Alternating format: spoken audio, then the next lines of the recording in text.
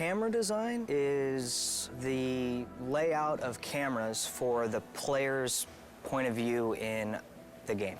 So, and what we do is we basically control that player's point of view throughout the experience. Cameras start with the design sheet being delivered to us by the level designer. That's the most basic form. We put in all the cameras for the design sheet. Once the cameras are in and it's been play tested and it proves this is a good concept and we go forward with it, it gets sent off to the art department. That's where they'll take it and they'll spend, months sometimes making these areas look really epic, and then they'll get finished with it and then they'll hand it back to us. And a lot of times it's a little bit different, so we'll have to adjust some cameras. Once the art comes back in and someone's spent a year building that level, they can be very touchy if they spent a year styling in this formation and my camera just goes right past it. We try to do our best to show off everyone's hard work. And a lot of times there's a lot of cool things that you want to see in there that you can't see, so we'll go back and try to include those pieces in the shot that you get when you're playing the game.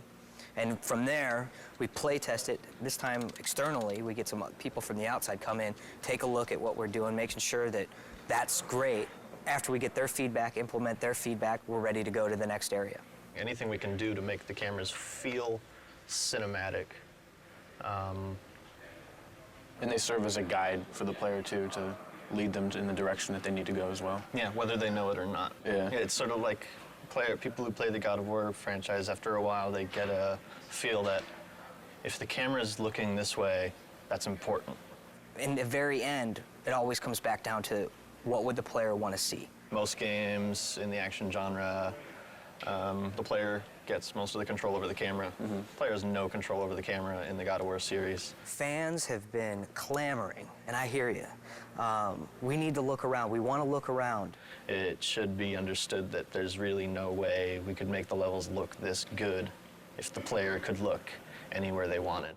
What we're trying to do, though, at this time around, is give you key points where you're in the adventure and you can control the camera. So maybe you're in a crazy puzzle room and you need to be able to kind of look around. So in some of these areas, we can give the player control, but in a limited fashion. I hope the fans will appreciate that we're trying to implement their feedback. What new feature do you like the best from the camera system? The rail-driven cameras.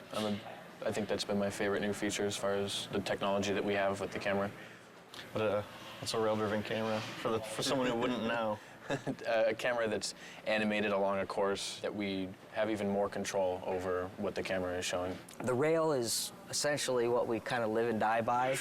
Let's say this is your camera rail, this line here, and let's say this is the thing that's driving the camera.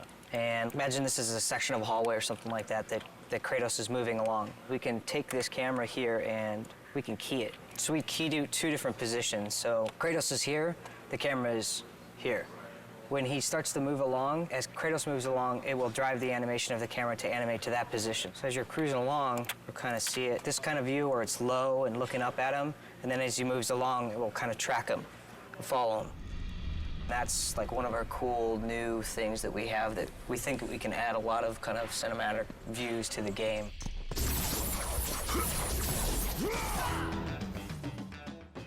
This is a perfect example of combat cameras right here.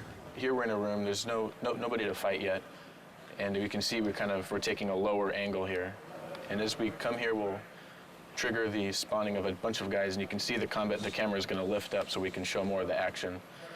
And the framing, we're gonna fit Kratos more towards the middle so you can see what's happening in front of him and see what's happening behind him.